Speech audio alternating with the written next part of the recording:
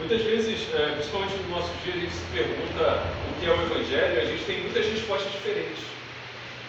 Cada igreja, cada pastor, cada movimento evangélico, ele traz uma resposta diferente do que seria o Evangelho. Mas aqui Paulo ele vai falar que o Evangelho é aquilo que revela a justiça de Deus.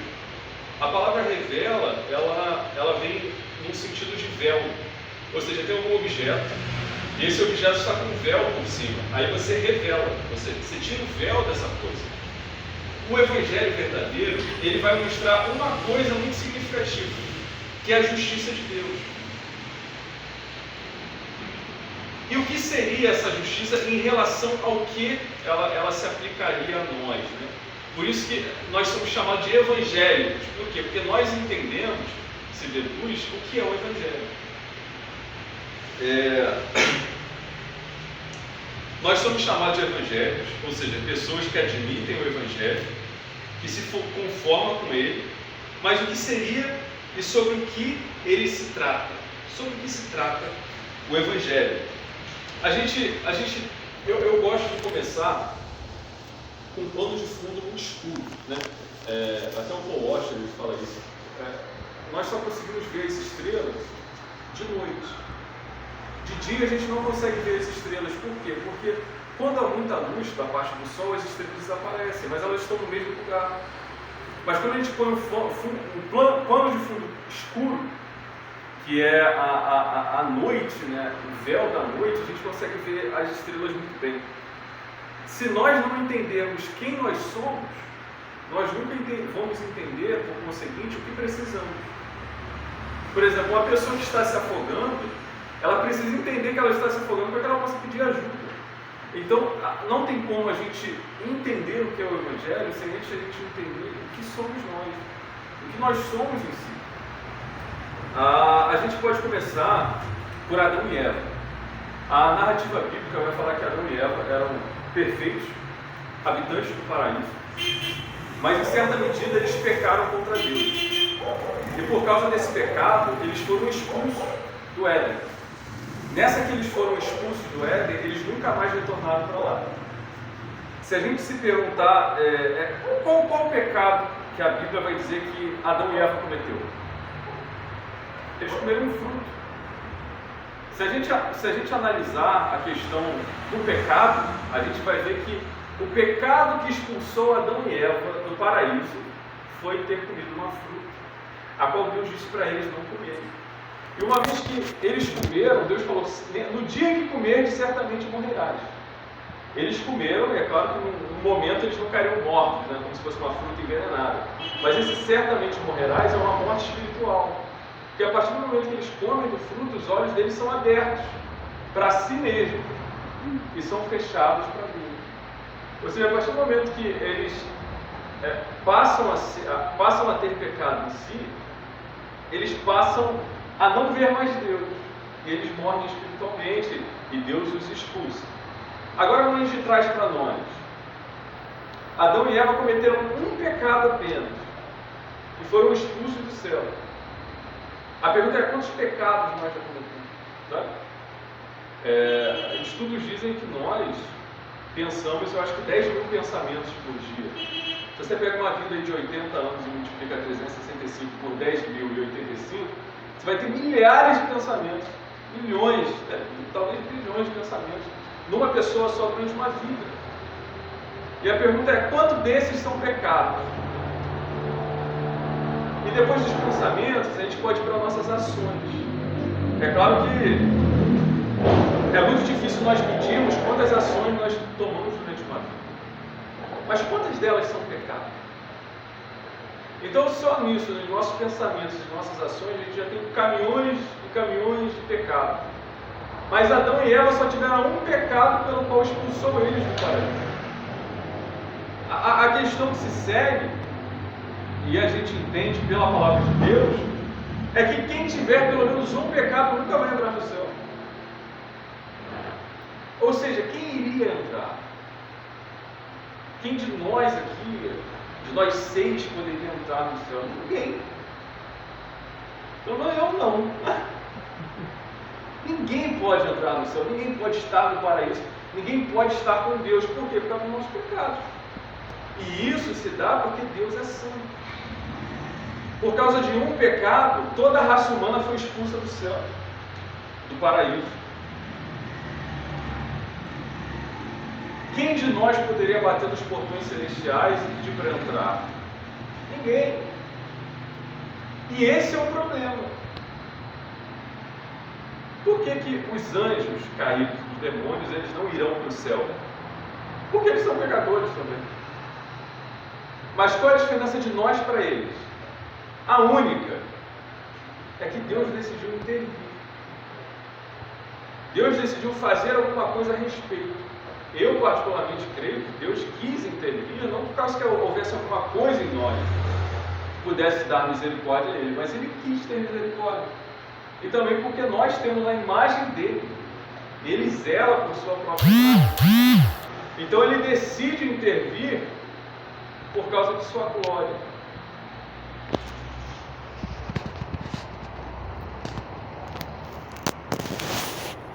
Eu estava lendo um artigo no Brasil, muito interessante.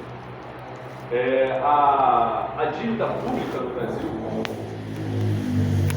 com os outros países, hoje, em 2020, ela fechou em 5,01 trilhões, eu acho que é de reais.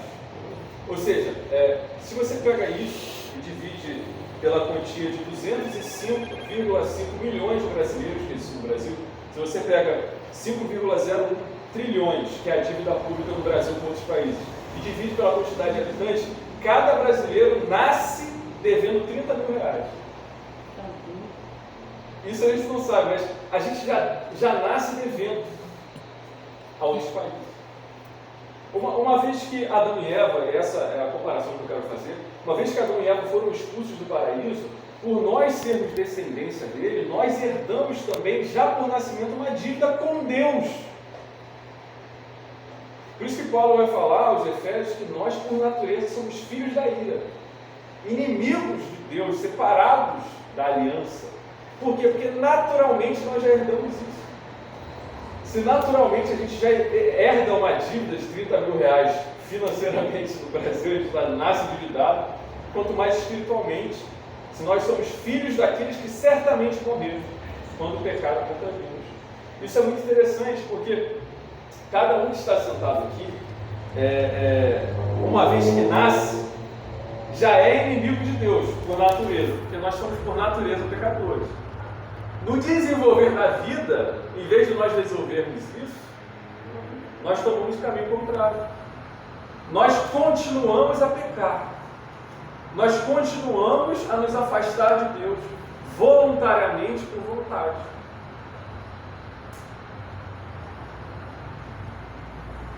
E algo interessante, que em certa medida dessa intervenção divina, Deus escolhe um homem em Ur dos Caldeus, que a gente vai conhecer ele na Escritura como Abraão, e ele decide fazer uma aliança com Abraão, de a partir de Abraão ter uma descendência que seria chamado Israel, que seria o seu povo particular, que Deus decidiu ter. E Deus faz essa aliança com Abraão, tem toda aquela narrativa dos filhos de Abraão, depois Isaac, os filhos de Jacó são presos, vão para o Egito, tem toda aquela narrativa, o povo cresce e Moisés os liberta. E tem a travessia do Mar Vermelho, como a gente sabe direitinho. Aí chega um momento que Deus decide dar uma lei. A lei é algo muito interessante como caminho, sabe? A gente tem que entender que a partir do momento que Adão e Eva foram expulsos do paraíso, o sentido da vida do ser humano é tentar voltar. Mas só que tem um problema, que ele não quer e ele não pode. Porque tem os anjos, né? Esse é o sentido mais ou menos. Mas a certa medida Deus dá um caminho para o homem, que é a lei. A lei, quando Deus dá ao povo de Israel, Deus dá a lei como um caminho para Deus. Ou seja, quando Deus dá a lei a Moisés e depois entrega ao povo de Israel, Deus está falando assim, olha, se vocês conseguirem viver de acordo com essa lei, se vocês conseguirem viver de acordo com isso, aí sim vocês podem fazer o caminho reverso de Adão e Eva. Mas sabe qual é o problema? Que ninguém consegue cumprir a lei. A lei, queridos, ela tem um negócio que é assim: não matarás, não roubarás, não cobiçarás. E a lei em si tem 318 leis. O ponto é que você não tem apenas que, por exemplo, não darás falso testemunho, não mentir. Você pode muito bem chegar um momento da sua vida e falar: não, realmente, agora eu não minto, agora eu não adultero, agora eu não roubo, então eu estou em conformidade com a lei. Mas o problema é que a lei exige que você não quebre ela nunca. Então, por exemplo, eu nasci hoje, aí quando eu estou com 25 anos eu começo a viver de acordo com a lei. Então eu vou ser digno de ir para o céu. Mas o problema é que 25 anos para trás eu estou caminhando de pecados que a lei não resolve. Então esse caminho que Deus entrega, que é a lei, para o ser humano, para que ele volte para o Éden, para que ele volte para ele, é um caminho que só nos condena. Então, em certa medida, quando a gente olha para nós mesmos, a gente não vê esperança nenhuma. Quando a gente olha para a lei de Deus, a gente não vê esperança nenhuma. Então, quem poderá ser por nós? Jesus Cristo. Só Ele. O resto, se você confia em você, acabou. Se você confia na sua obediência na lei, acabou também. Mas Deus intervém com Jesus Cristo.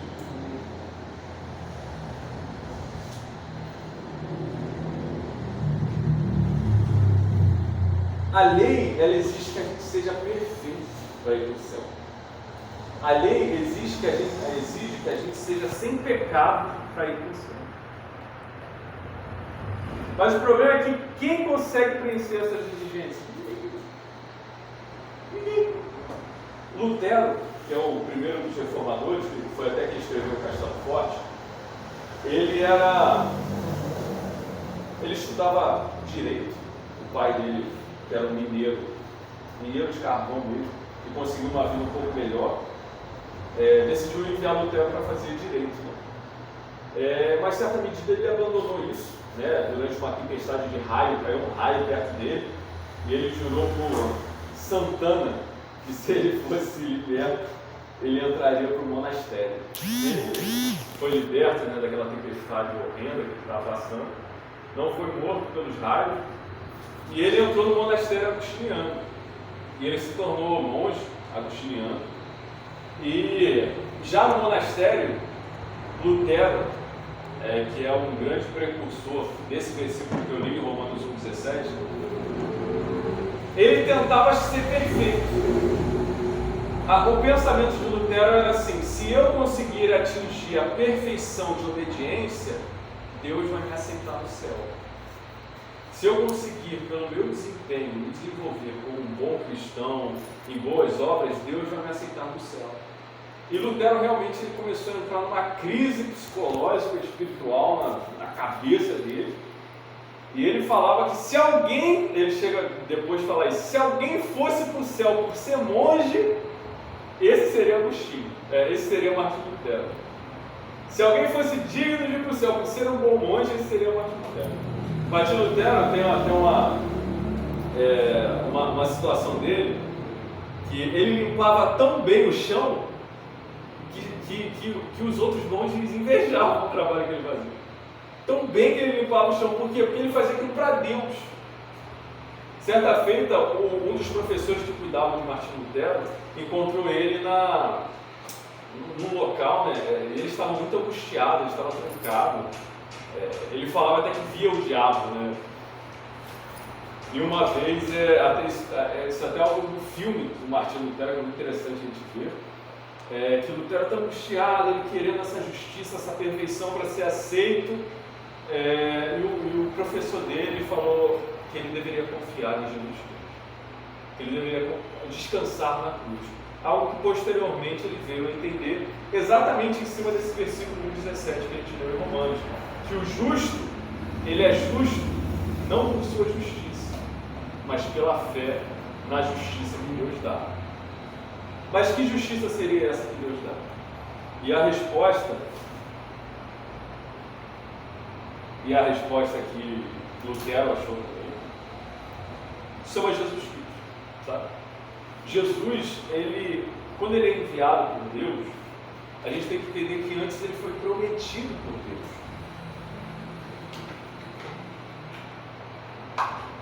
No Antigo Testamento, Deus já tinha prometido que Jesus viria. E há 2000 anos atrás, Jesus veio. Algo interessante, por exemplo, quem assiste futebol vai entender.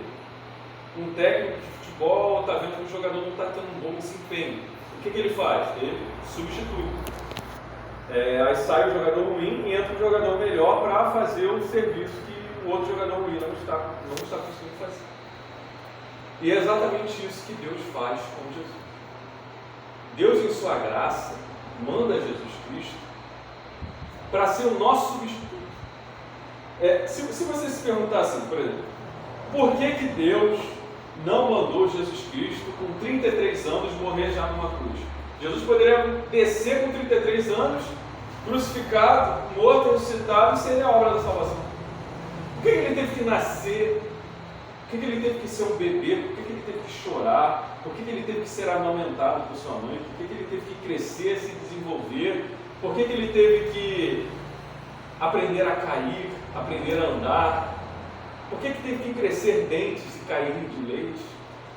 Por que ele teve que aprender a cortar cabelo? Por que ele teve que ser circuncidado? Por que ele teve que ser um jovem que aprendeu a trabalhar? Por que Jesus teve que ser um ser humano como nós? Porque nós precisávamos de alguém que nos substituísse em justiça e em obediência diante de Deus. Então Jesus, ele vem viver a vida que nós deveríamos viver e morrer a morte que nós deveríamos morrer.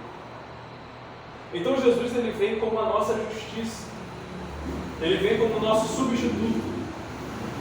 E quando ele vem como nosso substituto, ele vive durante 33 anos. E quando João Batista vai o batizar, ele fala algo muito interessante. Ele fala assim, João Batista se recusa a batizar Jesus, e Jesus diz assim: faça isso, porque convém nos cumprir toda a justiça. Ou seja, havia uma justiça que Deus estava exigindo, que Jesus veio cumprir. Toda a justiça, toda a perfeição, toda a falta de pecado que nós devíamos a Deus, Jesus cumpriu. E o que acontece? Uma vez que Jesus morre, a palavra de Deus vai dizer que aquele que não conheceu o pecado, Deus o fez pecado por nós. O que significa isso? Quando Jesus estava na cruz crucificado, Deus considerou Jesus como cada um de nós, com todos os nossos pecados. E naquela situação Deus o pune e ele morre. Como se fosse nós morrendo por nossos pecados. E a Bíblia vai dizer que ao terceiro dia Jesus ressuscita. Como se fosse nós mesmos ressuscitando. Agora para Deus, para vivermos uma nova vida para Deus. Então na obra de Jesus, basicamente, é isso. Jesus se torna a justiça que Deus requer e que nós recebemos pela fé, sem mérito nenhum. O que significa isso? A gente pode se lembrar da prostituta Raabe. Raabe, quando Josué ele foi como espia com alguns israelitas até Jericó, essa mulher recebeu e escondeu os espias de Israel em sua casa. Mas só que algumas pessoas vão dizer que a casa dela era no muro da cidade, mas o muro de Jericó caiu. Aí Josué ele dá algo muito interessante para ela amarrar na janela, que é um fio de escarlata, né? Um fio vermelho. E Raabe, ela pega esse fio vermelho, amarra na janela de sua casa. Quando os israelitas vão invadir Jericó, o muro cai e a única casa que permanece firme é a casa de Raabe, pelo simples fio de escarlata que estava na sua janela. E que comparação é interessante fazer isso? Quando nós passarmos isso dentro de 100 anos, né, como diz o Paul Washer, todo mundo vai dar morto. Dentro de 100 anos, quando a gente passar da morte, da vida para outra vida, né, quando a gente tiver que passar, John Bunyan no livro dele, O Peregrino, ele fala que a morte é como um rio, que a gente não consegue passar de barco, a gente tem que passar a nado, ou seja, a gente tem que entrar nela. E todos nós aqui entraremos na morte. E a morte será como a destruição dos muros de Jericó. Será algo devastador e horrível. Mas o que irá nos valer? O fio de escarlate. Alguns irmãos, quando pregam, fazem essa comparação. Quando nós passarmos da vida para passarmos pela morte, a única coisa que vai nos garantir é o sangue de Jesus. E isso se dá também na Páscoa dos judeus. Quando o anjo da morte passa pelo arraial dos israelitas, aqueles que fossem de Israel deveriam passar o sangue do cordeiro nos umbrais de sua porta. Porque aqueles que tivessem o sangue nos seus umbrais não seriam atingidos pelo espírito da morte. E é exatamente essa promessa que nós temos em Deus. Quando nós passarmos pela morte, ela vai nos requerer perfeição. Se nós não tivermos perfeição enquanto estivermos passando pela morte, nós iremos para o inferno. Mas o problema é que nós não temos essa perfeição, mas nós temos Jesus Cristo. Esse é o ponto. É isso que é o Evangelho. O que é o Evangelho? Você poderia me perguntar. O Evangelho é que nós temos Jesus Cristo como aquele que há de nos garantir diante de Deus. Se nós chegarmos diante de Deus e Deus nos julgar, sem Jesus Cristo nós seremos condenados. Mas se Deus nos julgar, João vai dizer que se alguém tiver pecado, nós temos um advogado junto ao Pai, Jesus Cristo, que é fiel e justo para nos perdoar os nossos pecados. Então basicamente o Evangelho é isso aqui. A gente se põe diante de Deus, Deus nos julga, e sem Jesus Cristo Deus vai requerer a perfeição de nós, e nós vamos perecer. Obrigado, Jesus. E é isso que Paulo vai chamar de justiça, essa perfeição. Ele vai dizer no texto que a gente leu: visto que a perfeição que Deus exige se revela no Evangelho, de fé em fé, como está escrito, o justo viverá pela fé. Eu demorei muito tempo para entender o que significa o justo viverá pela fé. Hoje eu entendo que aquele que é declarado justo, é declarado perdoado, é declarado perfeito diante de Deus, o é não porque faz alguma coisa, mas porque põe a fé em Jesus Cristo. Então o justo, ele vive, e essa vida não é só sobreviver no dia a dia, mas ter a vida eterna. O justo tem a vida eterna pela fé. Então o justo vive, não só hoje, mas para sempre, pela fé. O justo, ele não vive por conta do seu desempenho. O justo, ele não é justo por causa das coisas que faz. Jesus mesmo no juízo final, ele diz que quando ele falar, quando eu tive fome me deste de comer, os justos não confiarão em sua justiça. Mas quando, Senhor, eu fiz isso por ti, eles estarão confiando em Jesus Cristo. Então, basicamente, essa seria a minha resposta a essa pergunta, né, da pregação dessa noite. O que seria o Evangelho? Primeiro a gente viu que, assim como Adão e Eva, nós caímos do estado de perfeição e nos encontramos num estado de necessidade. E nesse estado de necessidade, quando a gente olha para nós mesmos, a gente não vê esperança nenhuma. Quando a gente olha para a lei de Deus, que requer de nós perfeição, a gente não consegue cumprir. Mas Deus intervém, por sua bondade, amor e graça, enviando Jesus Cristo,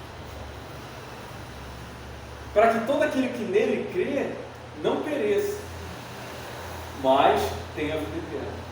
E uma vez que a gente coloca a fé nesse que viveu por nós, morreu por nós e ressuscitou por nós, agora Paulo vai dizer em Romanos capítulo 5, versículo 1 assim: justificados. O que é justificados? Justificado é aquele que recebeu essa obra de Jesus pela fé. Justificados, pois, pela fé, nós temos paz com Deus. Eu gostaria só de, por último, de dar uma alegoria que vai... Eu gosto dessa alegoria que fica na cabeça. Imagine que eu tenho um filho, eu amo meu filho. E um dia eu vou sair com meu filho por aí e de repente um cara bêbado, com um carro, atropela meu filho morre. Aí eu seguro esse cara, chamo a polícia prende ele. Aí vai ter um julgamento desse cara. Aí eu chamo a irmã, chamo todos vocês, aí o presbitério, chamo todo mundo para lá. Aí no dia desse julgamento, o juiz fala assim: eu sou um juiz bom, eu sou um juiz de amor, eu sou um juiz justo. Aí esse mesmo juiz, ele vira para esse cara que atropelou meu filho e fala assim: ó, pode ir embora, eu te perdoo.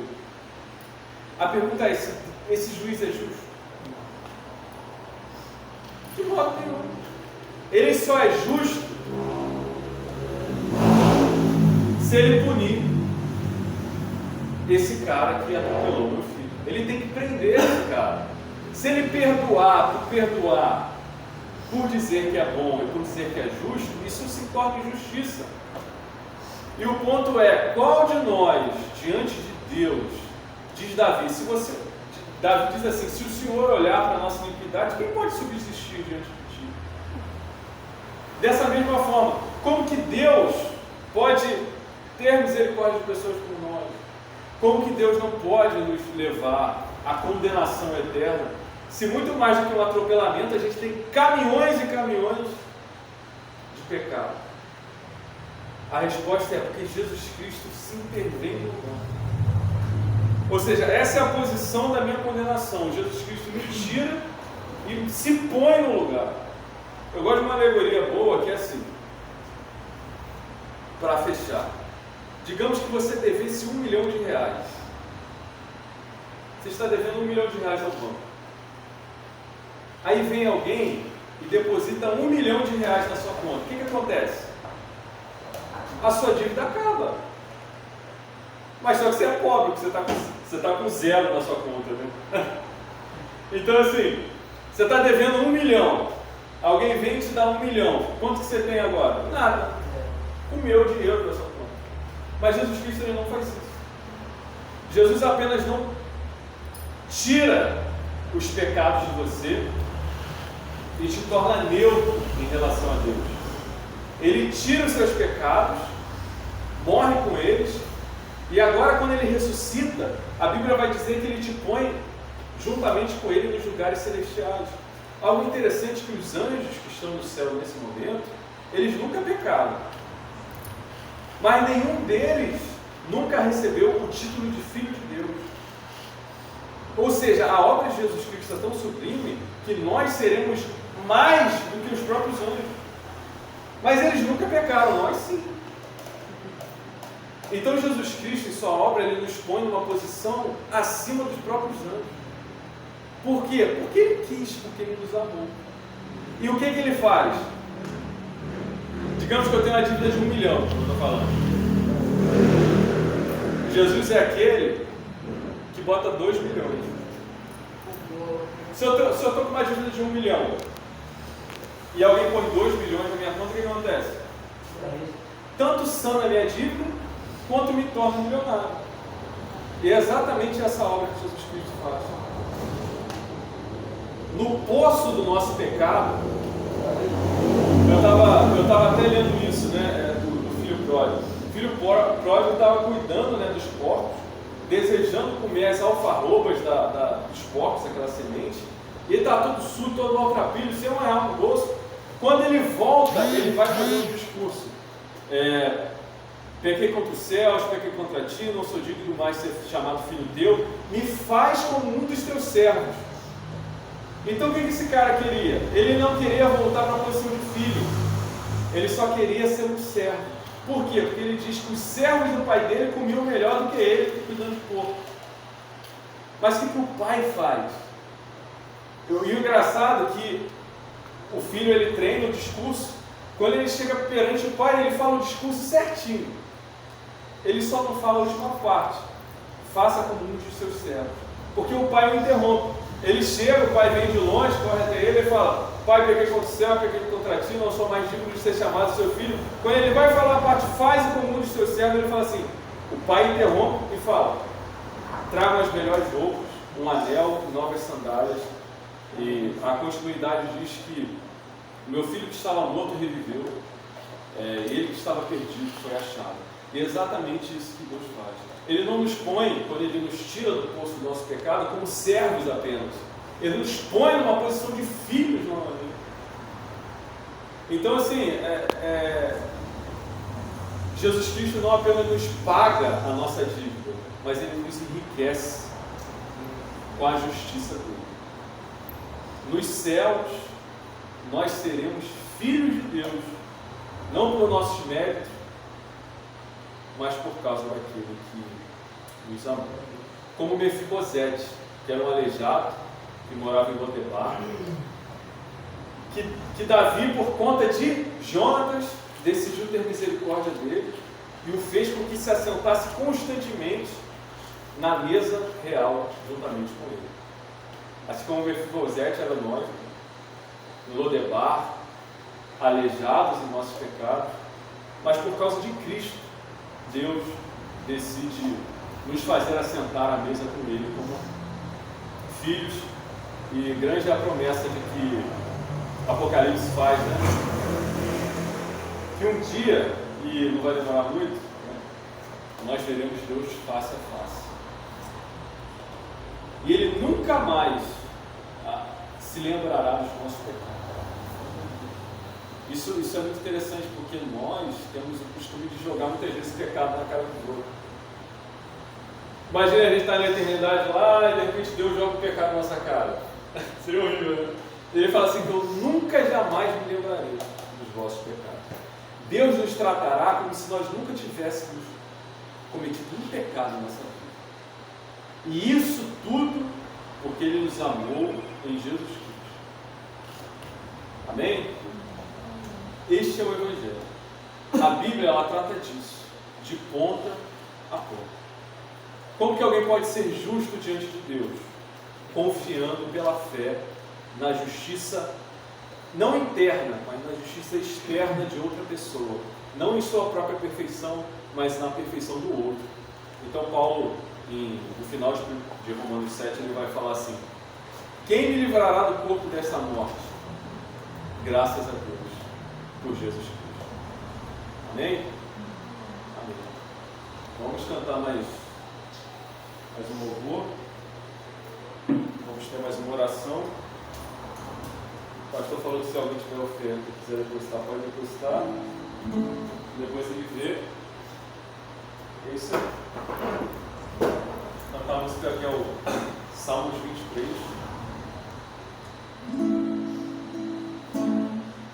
O Senhor é o meu pastor, e eu sei que nada irá me faltar. Em campos bons me faz deitar, por águas calmas me